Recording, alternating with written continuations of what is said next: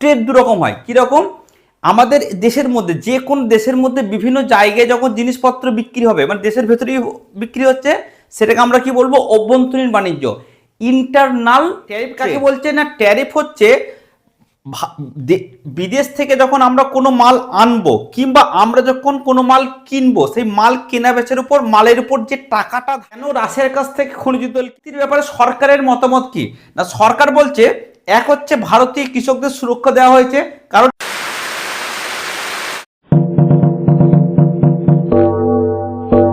আজকে আমরা ধাপে ধাপে একটু বুঝে নিই ভারত এবং আমেরিকার মধ্যে যে অন্তর্বর্তীকালীন বাণিজ্য চুক্তি 2026 সালে হয়েছে সেটা সম্পর্কে।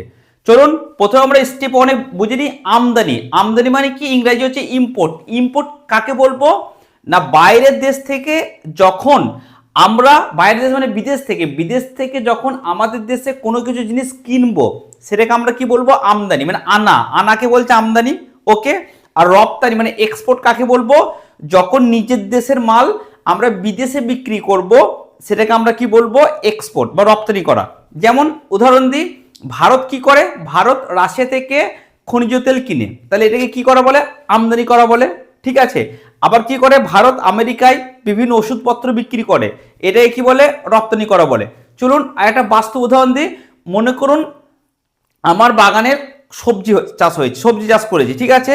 এবার এই সবজি চাষটা দেখা গেল আমি বিদেশে বিক্রি করছি, বাইরে বিক্রি করছি, কিংবা দেখা গেলো আমি অন্যজনকে বিক্রি করছি, সেটাকে আমরা কি করব? যেহেতু বিক্রি করছি, এটাকে রপ্তানি বলছি।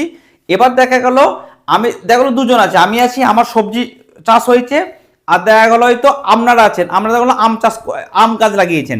এবার আমি কি করলাম? আমি সবজি আপনাদেরকে বিক্রি করলাম, তার মানে কি করলাম? আমি আপনাদেরকে রপ্তানি করলাম। আর আপনাদের কাছ থেকে দেখা গেলো আমি আম বাড়িতে নিয়ে এলাম, তাহলে আমরা কি করলাম? আমদানি করলাম। তাহলে আমদানি মানে কি? আনা থেকে আমদানি, আর বিক্রি করা থেকে হচ্ছে রপ্তানি। আশা করছি বুঝতে পেরেছেন। আর এই যে আমদানি রপ্তানি করা, অর্থাৎ কেনা বেচা করা, এটাকে আমরা কি বলবো? এটাকে বলবো বাণিজ্য বা ট্রেড। ওকে। ট্রেড দুরকম হয়। কিরকম? আমাদের দেশের মধ্যে, যে কোন দেশের মধ্যে বিভিন্ন জায়গায় যখন জিনিসপত্র বিক্রি হবে, মানে দেশের ভেতরেই বিক্রি হচ্ছে, সেটাকে আমরা কি বলবো? অভ্যন্তরীণ বাণিজ্য, ইন্টারনাল ট্রেড।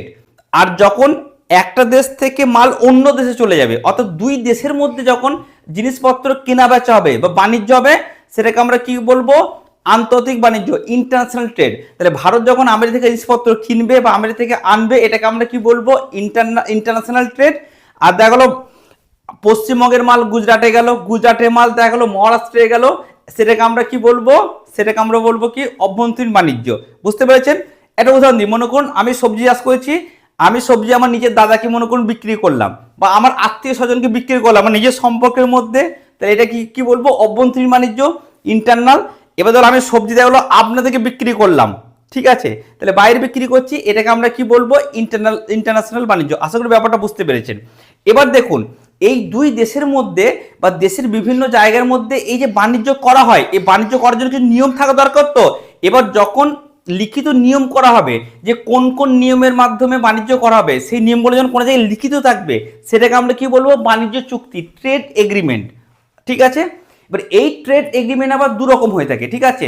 একটা হচ্ছে অন্তর্বর্তীকালীন বাণিজ্য চুক্তি, ইন্টারিম ট্রেড এগ্রিমেন্ট, অর্থাৎ দেখা গেল দীর্ঘস্থায়ী বা পূর্ণাঙ্গ চুক্তি করার আগে সাময়িকভাবে, অস্থায়ীভাবে, অল্প সময়ের জন্য কিছু এগ্রিমেন্ট করা হয়, সেটাকে আমরা কি বলবো? সেটাকে আমরা বলবো অন্তর্বর্তীকালীন বাণিজ্য চুক্তি। কেন এরকম করা হয়? কারণ দ্রুত সুবিধা লাভের জন্য করা হয়। 2 নম্বর কি? এমার্জেন্সি কোনো কারণের জন্য করা হয়। 3 নম্বর কি? 3 নম্বর হচ্ছে দেখা গেলো পরীক্ষামূলকভাবে করা হয়। ওকে। আর যখন কোনো একটা চুক্তি দীর্ঘ দিনের জন্য করা হবে, দীর্ঘকালীন বেসিসে করা হবে, সেটাকে আমরা কি বলবো? সম্পূর্ণ বাণিজ্য চুক্তি, বা সেটাকে আমরা মুক্ত বাণিজ্য চুক্তি, বা ফুল বা ফ্রি বা কম্প্রিহেন্সিভ ট্রেড এগ্রিমেন্ট বলে। বুঝতে পেরেছেন? অর্থাৎ দেখা গেল আপনার সাথে, আমি হয়তো, আমার একটা মুদিখানার দোকান আছে, আপনি হয়তো হোলসেলার, আমি আপনার কাছ থেকে রেগুলার মাল কিনবো মনে মনে ঠিক করেছি। এবার কিন্তু আমি দেখলাম আপনাকে বিশ্বাস করতে পারছি না কিরকম মাল দেবেন না দেবেন, তাহলে আপনাকে টেস্ট করতে হবে প্রথমে।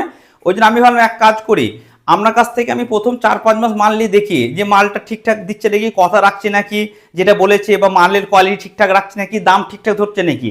ওই জন্য আমি প্রথম 4-5 মাস দেখা গেলো আপনার সাথে একটা কথাবার্তা বললাম, আপনি বললেন হ্যাঁ আমি এই দামে এই মাল দেবো, এই দেবো, আমি ঠিক আছে।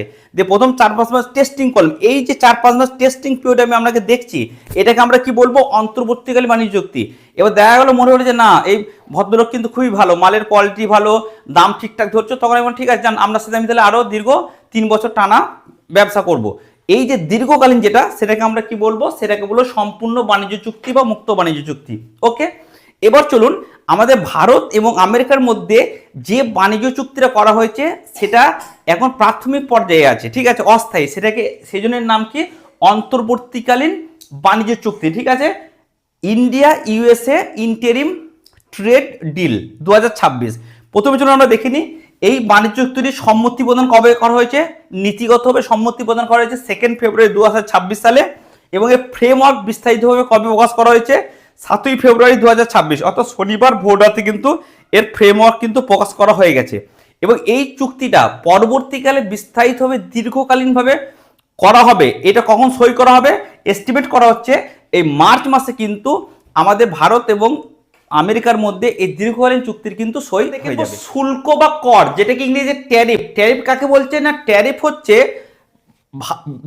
বিদেশ থেকে যখন আমরা কোনো মাল আনবো কিংবা আমরা যখন কোনো মাল কিনবো, সেই মাল কেনা বেচার উপর মালের উপর যে টাকাটা ধার্য করা হয়, সেই টাকাটাকে বলা হয় ট্যারিফ বা শুল্ক। এই শুল্ক বা কর কেন ধার্য করা হয়? তার কারণ 3টে কারণে করা হয়। 1 নাম্বার দেশীয় শিল্পকে রক্ষা করার জন্য, 2 নাম্বার সরকারের আয় বাড়াবার জন্য, এবং 3 নাম্বার দেশে যাতে বিদেশি পণ্য বেশি না হয়ে যায় সেই জন্য। ওকে, এবার চলুন আমরা স্টেপ 4 দেখে নেব। স্টেপ 4 আমরা কি দেখে নেব? ভারত এবং আমেরিকার মধ্যে অতীতে কিরকম কি কর দেওয়া নেওয়া হতো সে সম্পর্কে আমরা দেখে নেব।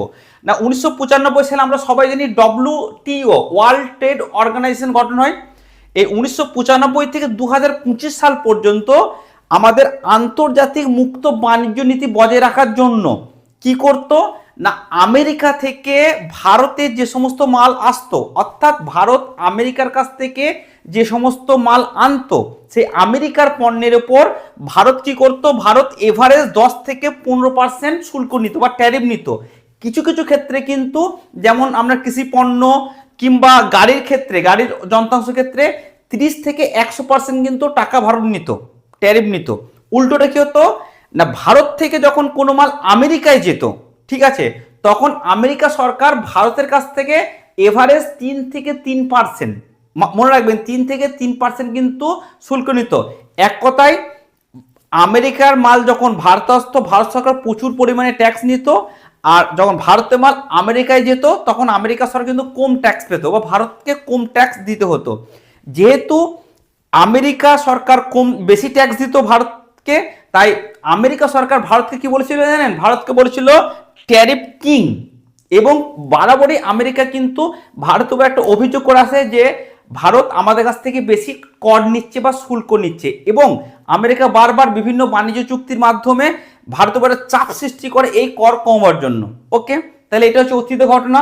চলুন এরপর আমরা স্টেপ 5-এ দেখে নেব বর্তমানে ভারত আমেরিকার মধ্যে কর দেওয়ানোর ব্যাপারটা একটু দেখে নিই। তাহলে আগে কত ছিল?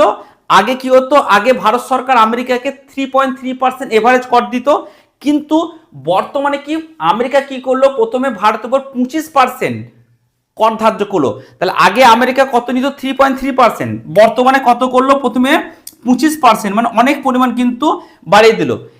এবং ভারত কিন্তু রাশিয়ার কাছ থেকে খনিজ তেল কিন্তু কিনতো। আমেরিকা বারবার ভারতকে প্রেসার সৃষ্টি করে যে ভারত যেন রাশিয়ার কাছ থেকে তেল যাতে না কিনে। কার কাছ থেকে কিনবে? আমেরিকা বা ভেনেজুয়েলার কাছ থেকে। কিন্তু ভারত শুনছিল না, ভারত কিন্তু রাশিয়ার কাছ থেকে তেল কিনছিল।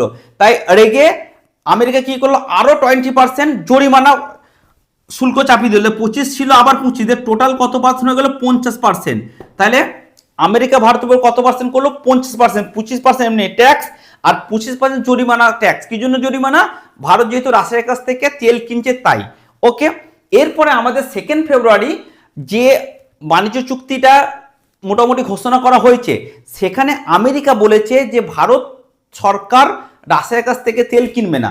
তাই কি করা হয়েছে? এই 50% ট্যাক্স থেকে 25% এই যে জরিমানা ট্যাক্স ছিল সেটাকে কমিয়ে আনা হয়েছে। টোটাল কত করা হয়েছে? 18%। তাই বর্তমানে ভারতকে কত পার্সেন্ট ট্যাক্স লাগবে? 18%। কিন্তু এখানে একটা ঘটনা আছে, আমেরিকা বলেছে তাদের একটা টিম তৈরি করবে এবং ভারতের উপর কিন্তু নজরদারি করবে, ঠিক আছে। ভারত যদি প্রত্যক্ষ বা পরোক্ষভাবে রাশিয়ার কাছ থেকে তেল কিনে তাহলে কিন্তু আবার যে জরিমানা ধার্য 25% সেটা কিন্তু আবার চাপিয়ে দেওয়া হবে, তখন আবার কত ট্যাক্স হয়ে যাবে, 18+25 43%। এবার আমাদের মনে কোশ্চেন হচ্ছে ভারতকে রাশিয়া থেকে তেল কিনতে কেন বারণ করছে আমেরিকা, বা ভারত কেন রাশিয়া থেকে তেল কিনে, চলুন এই ব্যাপারটা একটু আমরা জেনে নিই। আমরা দেখে নেব যে ভারত কেন রাশিয়ার কাছ থেকে খনিজ তেল কিনে। এক নম্বর হচ্ছে ভারত রাশিয়ার কাছ থেকে খনিজ তেল খুব সস্তা টাকায় পায়, অর্থাৎ সস্তা তেল পায়। ব্যারেল প্রতি আন্তর্জাতিক বাণিজ্যে ব্যারেল প্রতি $10 থেকে $20 কম দামে পায়। এতে কি হয়, ভারত কম দামে তেল পাচ্ছে, এটা ভারত লাভ। এই কম দামে তেল পাওয়ার ফলে কি হয় না, কম দামে তেল যখনই পেয়ে যায় ভারতে অন্যান্য জিনিসপত্রের দাম কিন্তু কম থাকে বা নিয়ন্ত্রণ থাকে, অর্থাৎ মুদ্রাস্ফীতি নিয়ন্ত্রিত হয়। 3 নাম্বার কি, ওই ভারত কম টাকায় তেল কিনে কি করে, ওই তেল কিনে আবার রিফাইন করে বেশি টাকায় অন্যজনকে বিক্রি করে। ওকে, আর একটা কি, জ্বালানি নিরাপত্তা কিন্তু থাকে। এবং সব থেকে গুরুত্বপূর্ণ যে পয়েন্ট, এই যে ভারত রাশিয়ার কাছ থেকে তেল কিনে এই পেমেন্টটা কিন্তু লোকাল কারেন্সিতে হয়, অর্থাৎ ভারত রুপিতে পেমেন্ট করে আর রাশিয়া রুবেলে পেমেন্ট করে, অর্থাৎ এখানে কিন্তু কোনো ডলার এর বিনিময়ে তেল কিনা হয় না, ঠিক আছে। তাহলে বুঝতে পারলেন এখানে পেমেন্ট সিস্টেম থেকে রুপি ভারতের, আর রাশিয়ার হচ্ছে রুবেল, কিংবা ইউএই দিরহাম, কিংবা চীনা ইউরো, ঠিক আছে, বা চীনা ইউএন কিংবা ইউরো, এতে কিন্তু পেমেন্ট করে। এক কথায় স্থানীয় মুদ্রা ডলার এখানে ব্যবহার করা হয় না, এটা মনে রাখবেন, ডলার কিন্তু ব্যবহার করা হয় না। এবার চলুন স্টেপ 7 আমরা ব্রিক্স বলে একটা সংগঠন আছে সে সম্পর্কে জেনে নিই। এই ব্রিক্স বলে যে সংগঠনটা আছে, বি হচ্ছে ব্রাজিল, আর হচ্ছে রাশিয়া, আই হচ্ছে ইন্ডিয়া, সি হচ্ছে চীন, এস হচ্ছে সাউথ আফ্রিকা। এই কয়েকটা দেশ মিলে 2009 সালে কিন্তু একটা সংগঠন তৈরি করে, অর্থনৈতিক ব্লক, যেটাকে বলা হয় ব্রিক। ওকে, পরবর্তীকালে 2024 সালে কি হয়, সৌদি আরব, ইউএই, ইরান, মিশর, ইথিওপিয়া, এই দেশগুলো কিন্তু যোগদান করে। এই ব্রিক সংগঠনের মেন লক্ষ্য কি, এই ব্রিক্স সংগঠনের মেন লক্ষ্য হচ্ছে ডলারের প্রভাব কমানো। আমরা সবাই জানি বর্তমানে আন্তর্জাতিক বাণিজ্য কিন্তু ডলারের উপর নির্ভর করে চলে, তাই এই ব্রিক সংগঠন চাইছে ডলারের প্রভাব যেন বিশ্বে কমে যায়। কেন এরা কমাতে চাইছে, তার কারণ ডলারের প্রভাব থাকলে আমেরিকা কি হচ্ছে, অর্থনৈতিকভাবে অনেক স্ট্রং হয়ে যাচ্ছে। আর 2 নম্বর যেটা সব থেকে মেন পয়েন্ট, আমেরিকা যে কোনো দেশকে চাপ সৃষ্টি করে, যে কোনো দেশের নিষেধাজ্ঞার মাধ্যমে চাপ সৃষ্টি করে যে কোনো কাজ করিয়ে নিচ্ছে। তাই এই ব্রিক কি চাইছে, ডলারের প্রভাব কমাতে হবে। এই ডলারের প্রভাব কমানোর জন্য ব্রিক কি কি পদক্ষেপ নিয়েছে, 1 নম্বর হচ্ছে তারা নিজস্ব কারেন্সিতে ব্যবসা বাণিজ্য করছে, অর্থাৎ যেটা বললাম rupee, Rubel, rupee, UN, Rubel, UN ইত্যাদি। 2 নম্বর কি, ব্রিক নিউ ডেভেলপমেন্ট ব্যাংক, নিজস্ব একটা ব্যাংক তৈরি করছে যেখানে ডলারের পরিবর্তে নিজস্ব মুদ্রায় কিন্তু যে কোনো দেশকে ঋণ দেওয়া হবে, এই ব্রিক অন্তর্ভুক্ত দেশগুলোকে। আর একটা কি করা হয়েছে, ভবিষ্যতে কিন্তু ব্রিক একটা নিজস্ব মুদ্রা চালু করতে চাইছে, এখানে কিন্তু আমেরিকার মাথা ব্যথা। এবার চলুন স্টেপ 8 আমরা দেখে নেব আমেরিকা কেন বারবার ভারতকে রাশিয়া থেকে তেল কিনতে বারণ করছে, সেটা একটু জেনে নিই। দেখুন আমেরিকার বক্তব্য, ভারত যদি রাশিয়ার কাছ থেকে নিয়মিত তেল কিনে তাহলে কি হবে, রাশিয়া লাভবান হবে, অর্থাৎ রাশিয়া অর্থনৈতিকভাবে কিন্তু উন্নত হবে এবং রাশিয়ার প্রভাব কিন্তু গোটা বিশ্বে কিন্তু বাড়বে আস্তে আস্তে করে। ওকে, আর একটা 2 নম্বর যেটা অভিযোগ করেছে আমেরিকা, যে ভারত রাশিয়া থেকে তেল কিনে রাশিয়া সে টাকা পাচ্ছে, আর আমরা বর্তমানে সবাই জানি ইউক্রেনের সাথে কিন্তু রাশিয়ার যুদ্ধ চলছে এবং আমেরিকার দাবি রাশিয়া যে টাকাটা ইনকাম করছে সেই টাকাটা কিন্তু ইউক্রেন যুদ্ধে কাজে লাগাচ্ছে, অর্থাৎ ইউক্রেনকে বাঁচাবার কিন্তু চেষ্টা করছে আমেরিকা। ওকে, এক কথায় বর্তমান বিশ্ব কে শাসন করবে, আমেরিকা না রাশিয়া চীন, এদের মধ্যে একটা দ্বন্দ্ব চলছে, যেটাকে বলে ঠান্ডা লড়াই, অর্থাৎ ডলারের বাণিজ্য হবে না রুবেলে বাণিজ্য হবে বা ইয়েনে বাণিজ্য হবে, এটার মধ্যে একটা কিন্তু ঠান্ডা যুদ্ধ লড়াই কিন্তু চলছে, এটারই কিন্তু প্রভাব। এরপর আমাদের মনে কোশ্চেন আসবে যে আমেরিকা ইউক্রেনকে কেন বাঁচাতে চাইছে, চলুন সেই উত্তরটা আমরা জেনে নিই স্টেপ 9-এ। অ্যাকচুয়ালি ন্যাটো বলে একটা সংগঠন 1949 সালে গঠন করা হয়। ন্যাটোর ফুল ফর্ম হচ্ছে নর্থ আটলান্টিক টেরিটরি অর্গানাইজেশন। এটা গঠন করে 1949 সালে। এখানে 30টা ইউরোপের দেশ এবং 2টো উত্তর আমেরিকার দেশ কিন্তু নিয়ে এই সংগঠন গঠন করা হয়। এই সংগঠনের মেন উদ্দেশ্য কি, এই 32টা দেশ একে অপরের সাথে ব্যবসা বাণিজ্য করবে এবং এই 32টা দেশের মধ্যে যে কোনো একটা দেশকে কেউ যদি আক্রমণ করে তাহলে সমস্ত দেশ কিন্তু ওই দেশকে সাহায্য করবে। আশা করি কারণটা বুঝতে পেরে গেছেন। ইউক্রেন কিন্তু এই ন্যাটোর সদস্য, যেহেতু রাশিয়ার সাথে ইউক্রেনের যুদ্ধ হচ্ছে, তাই ইউক্রেনকে বাঁচাবার জন্য কিন্তু পরোক্ষভাবে, ঠিক আছে, আমেরিকা ভারতকে চাপ সৃষ্টি করছে যাতে রাশিয়াতে তেল না কিনে, তাহলে তেলের টাকা রাশিয়ার কাছে যাবে না, রাশিয়া কিন্তু ওই টাকা ইউক্রেন যুদ্ধে লাগাতে পারবে না।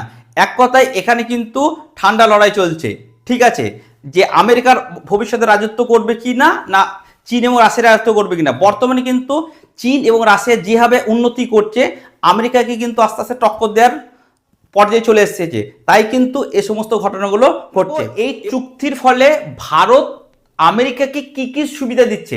এক নম্বর হচ্ছে কিছু পণ্য বা পরিষেবার উপর কিন্তু ভারত কোনো ট্যাক্সই নেবে না, 0% ট্যাক্স বা খুবই কম ট্যাক্স নেবে, ঠিক আছে। যেমন কি আমেরিকার সমস্ত শিল্পগত পণ্যের উপর কোনো ট্যাক্স লাগবে না।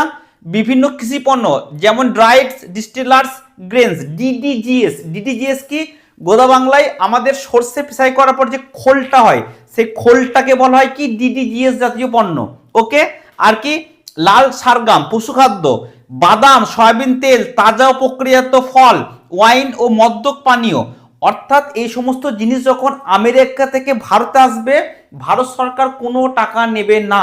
ওকে, 2 নম্বর কি সুবিধা ছিল? 2 নম্বর কি সুবিধা দিল আমেরিকাকে না, আগে কিন্তু আমেরিকার পণ্য আসার সময় ভারতের কিন্তু বিশেষ কিছু নিষেধাজ্ঞা ছিল, বিভিন্ন নিষেধাজ্ঞা ছিল, যার জন্য কিন্তু আমেরিকা ভারতে পণ্য বিক্রি করতে পারতো না। সেই নিষেধাজ্ঞাগুলো তুলে নেওয়া হলো। কি কি নিষেধাজ্ঞা? এক হচ্ছে আমদানি লাইসেন্স পদ্ধতি, 2 হচ্ছে মার্কিন চিকিৎসা সংক্রান্ত জিনিসপত্র একটা বাধা ছিল, সেটা তুলে নেওয়া হয়েছে। তথ্য প্রযুক্তিগত পণ্যের উপর যে বাধা, সেটা কিন্তু তুলে নেওয়া হয়েছে। আর কৃষি পণ্যের ক্ষেত্রে মান এবং পরীক্ষা নিয়মে কিন্তু একটু কঠোরতা ছিল, সেটা কিন্তু সহজ করা হয়েছে। ওকে, এবার চলুন আর কি আমেরিকাকে সুবিধা দিয়েছে না, ক্রয় সংক্রান্ত প্রতিশ্রুতি, পারচেস কমিটমেন্ট করছে। অর্থাৎ ভারত আমেরিকাকে বলেছে যে আগামী 5 বছরের মধ্যে ভারত আমেরিকার কাছ থেকে $500 বিলিয়ন মাল কিনবে। কত? $500 মিলিয়ন, যেটা ভারতের টাকা হচ্ছে 41 থেকে 45 লক্ষ কোটি টাকা। ওকে, এটা কিন্তু প্রতিশ্রুতি দিয়েছে। এবার কোন কোন মালপত্রগুলো ভারত আমেরিকার কাছ থেকে কিনবে? জ্বালানি পণ্য যেমন তেল, গ্যাস, বিমান ও বিমানের যন্ত্রাংশ কিনবে, মূল্যবান ধাতু কিনবে এবং প্রযুক্তিগত পণ্য কিন্তু কিনবে। তাহলে আমরা জেনে নিলাম কি ভারত আমেরিকাকে কি কি সুবিধা দিল। এরপরে 11 স্টেপে আমরা জেনে নেব ভারত কি কি সুবিধা পেল এই চুক্তির মাধ্যমে, কিংবা আমেরিকা ভারতকে কি কি সুবিধা দিল, এটা চলো আমরা জেনে নিই। না, 0% ট্যাক্স। ভারত কিছু পণ্য যখন আমেরিকায় বিক্রি করবে কোনো রকম ট্যাক্স লাগবে না। কোন কোন পণ্যের উপর ভারতকে কোনো টাকা দিতে হবে না? এক হচ্ছে জেনেরিক ওষুধ, হিরে গয়না, বিমানের যন্ত্রাংশ, কৃষি পণ্য, চা, কফি, আম, কলা, মশলা, নারকেল, এইগুলো যখন ভারত আমেরিকায় গিয়ে বিক্রি করবে কোনো রকম কিন্তু ট্যাক্স লাগবে না ভারতকে। 2 নম্বর কি কিছু জিনিসের ক্ষেত্রে মাঝারি ট্যাক্স লাগবে। কত পার্সেন্ট? 5 থেকে 10% কিন্তু কিছু জিনিস উপর ট্যাক্স লাগবে। যেমন কি প্রক্রিয়াজাত পণ্য, বেকারি পণ্য, প্লাস্টিক জাতীয় পণ্য, রাবার জাতীয় পণ্য, এইগুলো যখন ভারত আমেরিকায় বিক্রি করতে হবে 5 থেকে 10% কিন্তু টাকা লাগবে। আর কিছু পণ্যের ক্ষেত্রে কিন্তু সর্বোচ্চ কর লাগবে। কত পার্সেন্ট? 18%। যেটা আগে ছিল 40 থেকে 50%, সেটাকে কমে কি করা হয়েছে 18%। এর মধ্যে কি কি আছে? টেক্সটাইল ও পোশাক, চামড়া, আসবাবপত্র, কিছু মেশিনারি, অটোমোবাইল যন্ত্রাংশ, এইগুলো যখন ভারত আমেরিকায় বিক্রি করতে যাবে 18% টাকা লাগবে কিন্তু, যেটা আগে 40 থেকে 50 ছিল। যে ভারতের কোন কোন পণ্যকে এই চুক্তির বাইরে রাখা হয়েছে, ঠিক আছে।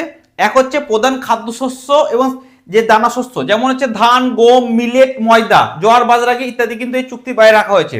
2 নম্বর ডাল এবং বিভিন্ন তেলবীজকে কিন্তু এই চুক্তির বাইরে রাখা হয়েছে, ছোলা, মুগ ডাল, চিনাবাদাম ইত্যাদি। 3 নম্বর হচ্ছে দুগ্ধ ও পোলট্রি জাত জিনিসগুলো কিন্তু এই চুক্তির বাইরে আছে, যেমন হচ্ছে দুধ, চিজ, ডিম, পোলট্রি। 4 নম্বর কিছু সংবেদনশীল পণ্য আছে যেগুলোকে কিন্তু বাইরে রাখা হয়েছে, যেমন কি ইথানল, তামাক, মধু ইত্যাদি। 5 নম্বর তাজা কিছু সবজি আছে, যেমন পেঁয়াজ, মটরশুঁটি, বিনস, এগুলোকে বাইরে রাখা হয়েছে। 6 নম্বর প্রক্রিয়াজাত ও সংরক্ষিত সবজি, যেমন শসা, মাশরুম, এগুলো কিন্তু বাইরে রাখা হয়েছে। 7 নম্বর বিভিন্ন গাজর, টমেটো ইত্যাদিকে বাইরে রাখা হয়েছে। বিভিন্ন রকমের ফল, যেমন স্ট্রবেরি, আমরা খেতে খুব ভালোবাসেন, কমলা, এগুলো কিন্তু বাইরে রাখা হয়েছে। এবার চলুন আমরা দেখে নেব এই চুক্তির ব্যাপারে সরকারের মতামত কি। না, সরকার বলছে এক হচ্ছে ভারতীয় কৃষকদের সুরক্ষা দেওয়া হয়েছে, কারণ এই সমস্ত ফসলগুলোকে যেহেতু বাইরে রাখা হয়েছে। 2 নম্বর কি? 2 নম্বর হচ্ছে রপ্তানি বাড়বে। রপ্তানি বাড়লে কোন কোন বস্ত্রের রপ্তানি বাড়বে? বস্ত্র, পোশাক, চামড়া, জুতো, হস্ত ইত্যাদি কিন্তু রপ্তানি বাড়বে। 3 নাম্বার কি, 3 নাম্বার হচ্ছে দেশীয় উৎপাদন কিন্তু আরো শক্তিশালী হবে। 4 নাম্বার কি, 4 নাম্বার হচ্ছে ভারতীয় অর্থনীতি কিন্তু অনেক চাঙ্গা হবে। 5 নাম্বার কি বলছে সরকার, চাকরির সুযোগ কিন্তু বৃদ্ধি পাবে। এই জিনিসের জন্য কিন্তু চুক্তিগুলো করা হয়েছে। এবার চলুন স্টেপ 14 আমরা দেখে নেব এই চুক্তির ব্যাপারে বিরোধীদের কি মতামত। বিরোধীদের প্রথম যেটা মতামত হচ্ছে যে আজ পর্যন্ত কিন্তু কোনো চুক্তিতে ভারতের 70 থেকে 80% মানুষ কিন্তু কৃষিজীবী, অর্থাৎ কৃষির উপর নির্ভর করে কিন্তু জীবনযাপন করে। আজ পর্যন্ত কখনো কোনো দিনের জন্য কোনো দেশের সাথে কিন্তু ভারত তার কৃষিজ যে পণ্য বা কৃষিকে কিন্তু উন্মুক্ত করেনি, অর্থাৎ কৃষিজাত পণ্য কোনো দেশ থেকে কিন্তু আজ পর্যন্ত কখনো কোনো দিনের জন্য কিন্তু ভারত আমদানি করেনি। এই প্রথম কিন্তু ভারত কি করলো, এই কৃষির সাথে কিন্তু আমদানি করলো, আমেরিকার চুক্তি করলো। এর ফলে আমাদের বিরোধীরা মনে করছে ভবিষ্যতে কৃষি এবং দুগ্ধজাত শিল্প কিন্তু আমাদের সমস্যায় পড়বে। তার কারণ হচ্ছে যদি প্রচুর পরিমাণে আমাদের আমেরিকার মাল ঢুকতে আরম্ভ করে, কম দামে কিন্তু আমেরিকার মাল আসবে, ভারতের জিনিসপত্রের দাম কিন্তু বেশি, সুতরাং কিন্তু আমেরিকার জিনিস মানুষ কিনবে, তখন ভারতীয় যে কৃষক বা দুগ্ধজাত প্রক্রিয়ার সাথে যুক্ত মানুষ তাদের কিন্তু অবস্থা খারাপ হবে। ঠিক আছে, যদিও বর্তমানে এই জিনিসগুলোকে সরকার আয়ত্তে বাইরে রেখেছে, কিন্তু বিরোধীরা মনে করছে আস্তে আস্তে কিন্তু এগুলোকে কিন্তু সরকার অন্তর্ভুক্ত করে দেবে। আচ্ছা, 2 নম্বর কি, 2 নম্বর বিরোধীরা যেটা বলতে চাইছে দেশের যে ছোট এবং মাঝারি যে সমস্ত শিল্প সেগুলো কিন্তু চরম পরিমাণে মার খেয়ে যাবে। তার কারণ হচ্ছে আমেরিকা কিন্তু অলরেডি উন্নত দেশ, তাদের কিন্তু বড় বড় কিন্তু সমস্ত জিনিসপত্র আছে, তাই আমাদের ছোট এবং মাঝারি কৃষকরা কিন্তু বা যারা শিল্পপতি তারা কিন্তু কম্পিট করতে পারবে না। 4 নম্বর কি, আমদানি যদি বেশি হয়ে যায় তাহলে কি হচ্ছে ভারতের কিন্তু বাণিজ্য ঘাটতি পড়ে যাবে। আর 4 কি, ভারত সরকার যে বলছে মেক ইন ইন্ডিয়া, এই যে স্লোগান দিয়েছিল যে দেশীয় পণ্য কিনো, এই মেক ইন ইন্ডিয়া প্রকল্পে তাহলে কি হবে, এটা কিন্তু বিরোধীদের মতামত। আর কি, আমেরিকা আরেকটা হচ্ছে বিরোধীরা সব থেকে বলেছে যে আমেরিকা বলার কে, ভারত কোথা থেকে খনিজ তেল কিনবে। আমেরিকা বলছে এই জায়গাটা সব থেকে বেশি কিন্তু বিরোধীরা প্রতিবাদ করেছে যে আমেরিকা বলেছে ভারত যেন রাশিয়া থেকে তেল না কিনে, এবং সেই ব্যাপারে আমেরিকা একটা কমিটি গঠন করবে, যে কমিটি ভারতের উপর নজরদারি করবে। ভারত যদি প্রত্যক্ষ বা পরোক্ষভাবে খনিজ তেল কেনে তাহলে আবার কিন্তু তাদের উপর 25% ট্যারিফ চাপিয়ে দেবে, অর্থাৎ পুনরায় কিন্তু 43% ট্যারিফ হয়ে যাবে। এরপর বিরোধীদের বক্তব্য, আমেরিকা ভারতের উপর নজরদারি রাখার কে, আমেরিকা কে যে ভারতের উপর নজরদারি রাখবে, এটা কিন্তু বিরোধীদের সব থেকে বড় কোশ্চেন। তাহলে 3টে বিরোধীদের মেন কারণ কি, এক হচ্ছে মেক ইন ইন্ডিয়া প্রকল্পের কি হবে, 2 নম্বর আমেরিকা ভারতের উপর নজরদারি রাখার কে, 3 নম্বর কি, 3 নম্বর যদি ভারত রাশিয়ার কাছ থেকে তেল কেনা বন্ধ করে দেয় তাহলে কিন্তু কি হবে, ভারতের তেলের দাম বেড়ে যাবে। আর আমরা বুঝতেই পারছেন তেলের দাম বাড়লে কিন্তু সমস্ত জিনিসপত্রের দাম কিন্তু বেড়ে যাবে। 4 নম্বর কি, দেশের ছোট এবং মাঝারি শিল্প কিন্তু মার খেয়ে যাবে। 5 নম্বর, ভবিষ্যতে যদি কৃষি এবং দুগ্ধজাত পণ্যকে টোটালি খুলে দেওয়া হয় তাহলে কিন্তু ভারতের কৃষকরা কিন্তু প্রচুর পরিমাণে মার খাবে। এগুলো সবই কিন্তু বিরোধীদের বক্তব্য। ঠিক আছে, এবার চলুন আমরা তুলনামূলক বিচার করি, যেহেতু এটা হচ্ছে একটা সাময়িক এগ্রিমেন্ট, এখন দীর্ঘকালীন এগ্রিমেন্ট কিন্তু মার্চ মাসের নাগাদ হয়ে যাবে, তাই এখনো কিন্তু কোনো ডিসিশন আসা যাবে না যে কোনটা ভালো কোনটা ঠিক। ঠিক আছে, তবে আমাদের কিন্তু এটাও ঠিক বর্তমানে ভারতের কৃষকদের কিন্তু আরো মডার্নাইজেশন করতে হবে, সরকারের উচিত ভারতীয় কৃষকদেরকে আরো ট্রেনিং দেওয়া, আরো নতুন নতুন উন্নত যন্ত্রপাতি দেওয়া, বীজ দেওয়া, যাতে কৃষিটাকে আরো ভালোভাবে করা যায়। তাই আমরা কিন্তু এখনো কোনো মূল্যায়নে যেতে পারবো না যে এই চুক্তিটা বর্তমানে ভালো না ঠিক, অর্থাৎ এই চুক্তি কিছু ভালো দিকেও আছে কিছু খারাপ দিকেও আছে, আস্তে আস্তে সময় এলে কিন্তু বোঝা যাবে। বিরোধীরা আর একটা কথা বলেছেন যে রাশিয়া সব সময় ভারতের সাথ দিচ্ছে, অর্থাৎ রাশিয়া হলো ভারতের পরম বন্ধু, ভারত যখন বিভিন্ন সমস্যায় পড়েছে তখন বন্ধুর মতো সাথ দিয়েছে। কিন্তু এই চুক্তির ফলে ভারত যদি রাশিয়া থেকে তেল না কিনে তাহলে ভারত চিরতরে একটা বন্ধুকে হারাবে, এটাও কিন্তু ভাববার বিষয় আছে। তাই এটাও বিরোধীদের একটা মতামত। আর আমার এই যে ভিডিওটা বানিয়েছি, ভিডিওটা বানাবার মেন উদ্দেশ্য হচ্ছে শুধুমাত্র শিক্ষামূলক উদ্দেশ্য, এখানে কিন্তু অন্য কোনো উদ্দেশ্য আপনারা দয়া করে খুঁজবেন না। আর এটা বলে রাখি, বর্তমানে আমেরিকা যে 18% ট্যাক্স ভারতকে করেছে, ভারত ছাড়া পাকিস্তান, বাংলাদেশ বা অন্যান্য যে সমস্ত এশিয়া কান্ট্রি আছে তাদের ট্যাক্স কিন্তু ভারতের থেকে কিন্তু বেশি। বিরোধীরা এখানে বলেছে যে এতে কিন্তু ভারতের একটু সুবিধা হবে, কিন্তু অন্যান্য দেশ কিন্তু এইভাবে কিন্তু তাদের কৃষিপণ্য, তাদের মেন যেটা সেক্টর, সেটা কিন্তু বিদেশিদের কাছে খুলে দেয়নি। এটাও কিন্তু একটা বিরোধীদের কারণ। আশা করছি আপনাদের ভিডিওটা ভালো লাগবে। যদি ভিডিও ভালো লাগে অবশ্যই লাইক, কমেন্ট এবং শেয়ার করবেন। Thank you.